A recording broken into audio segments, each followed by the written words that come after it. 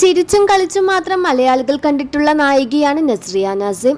എന്നാൽ കഴിഞ്ഞ ദിവസം വളരെ വിഷമത്തോടു കൂടിയുള്ള ഒരു വീഡിയോയാണ് നസ്രിയ തന്റെ സോഷ്യൽ മീഡിയ പേജിൽ പങ്കുവച്ചത്. കഴിഞ്ഞ കുറച്ചു മാസങ്ങളായി സോഷ്യൽ മീഡിയയിൽ നിന്നും പൊതു ഇടങ്ങളിൽ നിന്നെല്ലാം മാറി നിൽക്കുകയായിരുന്നു നസ്രിയ.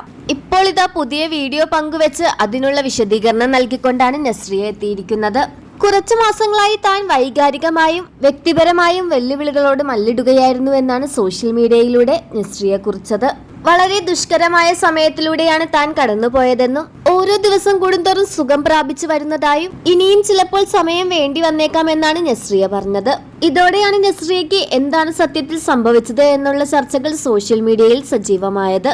ഇതൊരു ഡിവോഴ്സിലേക്കുള്ള നീക്കമാണോ എന്നാണ് ഏറ്റവും കൂടുതൽ ആളുകൾ ചൂണ്ടിക്കാണിച്ചത്. എന്നാൽ നസ്രിയയും ഫഹദും ഇപ്പോഴും സന്തോഷകരമായി തന്നെയാണ് ഇവരുടെ ദാമ്പത്യ ജീവിതം മുന്നോട്ട് കൊണ്ടുപോകുന്നത് എന്ന് ഇവരുടെ അടുത്ത സുഹൃത്തുക്കൾ കമന്റിലൂടെ പറയുന്നു.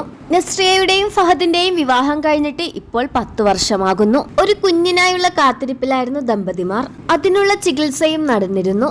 അതിനിടയിൽ നസ്രിയയ്ക്ക് ഒരു മിസ്കാരേജ് സംഭവിച്ചിരുന്നു എന്നും അതിന്റെ മാനസിക വിഷമത്തിലായിരുന്നു നസ്രിയ എന്നുമാണ് ഇപ്പോൾ പുറത്തുവരുന്ന റിപ്പോർട്ടുകൾ.